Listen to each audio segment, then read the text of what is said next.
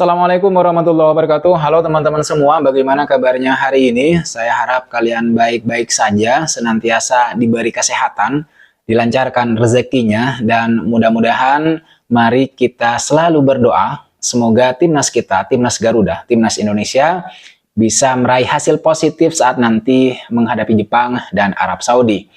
Nah, ngomong-ngomong soal pertandingan nanti saat melawan Jepang, saya kira sangat menarik untuk kita bicarakan mengenai kombinasi pemain di lini belakang timnas kita, karena saat ini dengan hadirnya Kevin Dix, lini belakang timnas kita itu bukan hanya semakin kokoh, kuat, dan megah, tapi ya kita belum menyangka saja, terutama saya, bahwa timnas kita akan diperkuat oleh pemain sekelas Kevin Dix, yang bahkan oleh Calvin Verdong sendiri disebut sebagai pemain top. Artinya memang rekan-rekan setimnya begitu, rekan-rekan setim Kevin Dix di Indonesia mengakui kalau Kevin Dix adalah pemain yang luar biasa.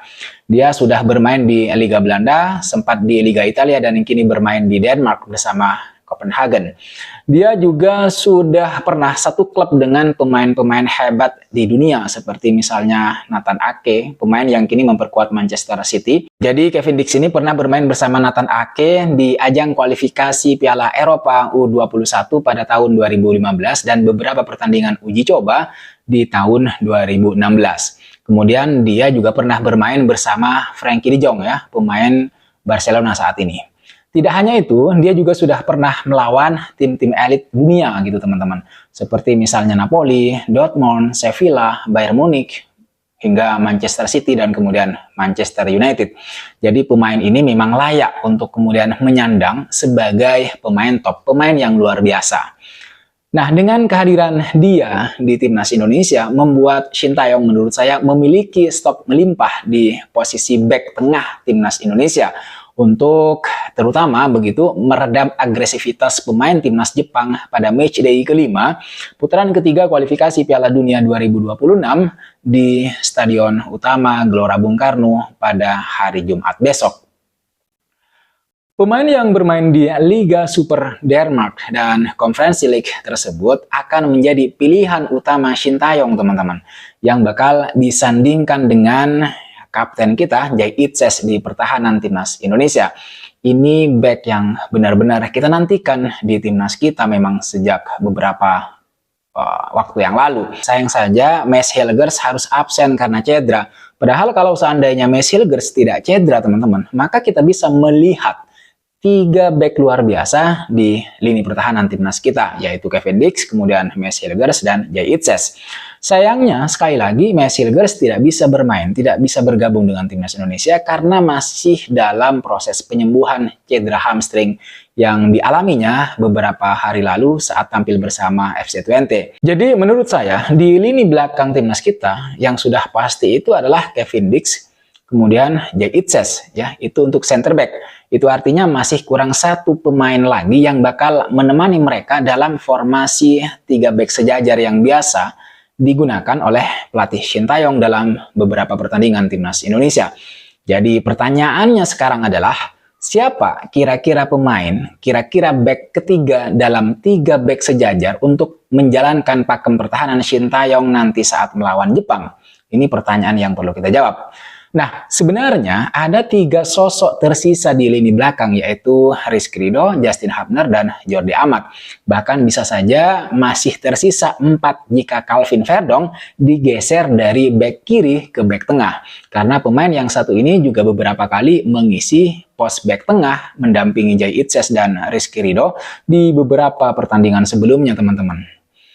1 slot back tengah timnas Indonesia inilah yang harus benar-benar ditelaah gitu ya, dipikirkan secara cermat oleh pelatih Shin Tae-yong untuk menghadapi Jepang di laga kualifikasi Piala Dunia 2026 nanti di tanggal 15. Catat tanggalnya, tanggal 15. Jika kita membuka statistik permainan Justin Hubner dan Jordi Amat ketika timnas Indonesia digebuk timnas Jepang dengan skor 1-3 di fase grup di Piala Asia Qatar tahun 2023 yang berlangsung pada 24 Januari tahun ini, 2 back naturalisasi tersebut, Jordi Amat dan Justin Hubner, sebenarnya masih memiliki catatan minor. karena 2 gol Jepang waktu itu berasal dari titik penalti akibat Jordi Amat tidak sengaja menyentuh bola di kotak penalti.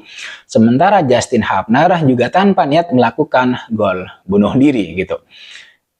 Justin Hubner memang beberapa kali sangat tegas dan keras menghalau serangan-serangan pemain lawan, termasuk pemain Jepang waktu itu. Tapi 1 gol bunuh diri yang dilakukannya saat melawan Jepang di Piala Asia tahun 2023 itu tidak luput dari catatan, meskipun itu bukanlah sebuah kesengajaan dari dia. Oleh sebab itu teman-teman, pertandingan di Stadion Utama Gelora Bung Karno yang tiketnya sudah terjual habis, kemungkinan besar akan menjadi kesempatan yang baik, yang bagus bagi Rizky Ridho untuk naik panggung begitu. Kita tahu semua bagaimana kualitas ya dari pemain yang satu ini, dari Rizky Ridho selama ini di lini pertahanan timnas kita, timnas Indonesia. Terutama misalnya saat melawan Australia, di mana dia menjadi salah satu pemain yang sangat sulit untuk dilewati oleh pemain Australia saat itu. Hingga pemain Australia yang beroperasi di sektor wingback gitu, sampai frustasi dan harus diganti karena pergerakannya selalu bisa dipatahkan oleh Rizky Ridho. Itu adalah salah satu penampilan terbaik Rizky Ridho di putaran ketiga kualifikasi Piala Dunia 2026, itu versi saya. Bahkan kualitas dia juga sebenarnya diakui oleh Kevin Dix dan Jay Itzes. Mereka terkesan dengan kualitas Rizky Ridho dan dia layak katanya begitu untuk bermain di Eropa. Tapi memang sejauh ini belum ada tawaran dari klub-klub luar negeri ke Persija untuk meminang Rizky Ridho. Nanti mudah-mudahan ada ya, kita doakan seperti itu. Akan tetapi yang jelas pemain yang satu ini memang memiliki kualitas yang sangat bagus di lini pertahanan timnas kita, timnas Indonesia. Bahkan bisa dibilang hanya dia satu-satunya pemain lokal timnas Indonesia, pemain yang tumbuh atau berkarir di Liga 1, yang tidak tergantikan di periode kepelatihan Shin Tae-yong sejauh ini. Dia hampir selalu pasti dipasang di setiap pertandingan oleh Shin Tae-yong. Dia mampu bersaing dengan pemain-pemain seperti Jay Itzes, kemudian Jordi Amat, Calvin Verdong, dan Sandy Walsh. Dan kita bisa melihat bagaimana dia sering dipasangkan atau diduetkan bersama Jay Itzes di lini belakang, yang menunjukkan bahwa dia memang memiliki kualitas yang sangat bagus begitu. Maka kalau saya pikir teman-teman, Rizky Ridho ini bisa menjadi pemain ketiga yang nanti akan diturunkan oleh Shin Tae-yong untuk membentuk trio lini belakang bersama Jay Itzes dan kemudian Kevin Dix gitu ya, yang sudah pasti keduanya akan dipasang oleh atau diturunkan oleh Shin Tae-yong. Back tengah ketiga yang akan menemani Jay Itzes dan Kevin Dix ini itu begitu krusial, begitu penting untuk menciptakan tembok pertahanan yang kokoh yang tidak bisa ditembus oleh para pemain depan cepat dan kuat timnas Jepang seperti misalnya Takefusa Kubo dan Mitoma, sehingga bahkan salah seorang pengamat sepak bola asal Malang, Gus Nolyakin, seperti yang dilaporkan oleh bola.com, mengatakan bahwa Shin Tae-yong harus cermat memilih satu bek tengah yang tersisa untuk melengkapi 3 bek sejajar di lini belakang timnas kita. Namun Shin Tae-yong pasti telah menganalisa dan melihat kinerja semua bek yang ada saat ini, termasuk yang saya sebutkan tadi, yaitu Rizky Ridho. Sepertinya ketimbang Justin Hubner atau bahkan Jordi Amat yang sudah mulai melamban, saya lebih cenderung melihat kemungkinan Rizky Ridho yang akan diturunkan atau dimainkan sejak menit awal.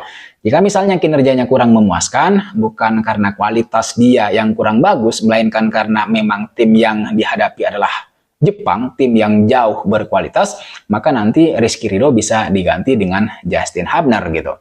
Jadi ini yang kemungkinan akan menemani Jay Itzes dan Kevin Dix gitu. Gus Nolyakin juga mengatakan bahwa tekanan yang dilakukan oleh pemain Jepang pasti masif di pertandingan lusa, karena pelatih Hajime Moriyasu itu tidak hanya memiliki striker ganas, tapi juga para gelandang yang tajam. Menurut Gus Nolyakin, dari cara bermain Jepang di 4 pertandingan sebelumnya, mereka memiliki karakter bermain cepat dengan kombinasi bola-bola pendek atau umpan-umpan pendek dan bola daerah yang sangat bagus. Oleh karena itu, Shin Tae-yong membutuhkan pemain-pemain yang bisa mengimbangi kecepatan para pemain Jepang ini gitu. Akan tetapi teman-teman, meskipun kecepatan penting, namun yang tidak kalah penting menurut saya juga adalah dibutuhkannya pemain-pemain yang tidak hanya cepat begitu, tidak hanya memiliki kecepatan, tapi juga memiliki tenaga kuda, fisik yang prima untuk tampil sepanjang laga, sepanjang 90 menit gitu. Oleh sebab itu, tugas tim analis dan tim medis adalah harus menyiapkan data kepada Shin Taeyong soal tenaga dan kecepatan. Misalnya, timnas Indonesia itu punya Sayuri bersaudara yang memiliki kecepatan dan juga tenaga kuda. Ada juga pemain yang lain, misalnya Eliano Randers. Pemain ini menurut saya juga memiliki kecepatan.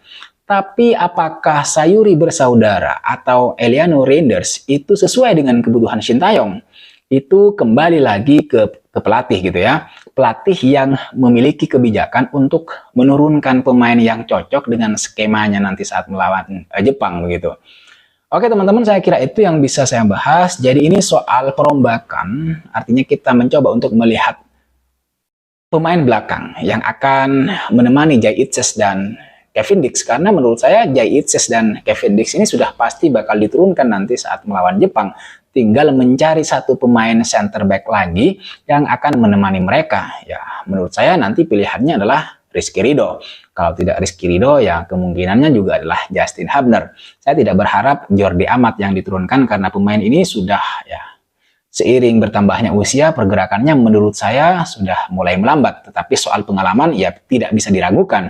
Tetapi pengalaman saja tidak cukup begitu. Harus ada misalnya sekarang ini kan pemain Jepang itu cepat-cepat begitu ya, cepat dan kuat. Oleh sebab itu dibutuhkan pemain-pemain, terutama pemain di lini belakang yang juga cepat dan kuat begitu. Saya kira ya Rizky Ridho atau Justin Hubner. Itu saja yang bisa saya bahas, yang bisa saya ketengahkan ke kalian. Mudah-mudahan bermanfaat. Terima kasih buat kalian yang sudah subscribe, yang sudah memberikan kritik, saran, dan masukannya. Jangan lupa like, comment, dan subscribe. I'll see you on the next video.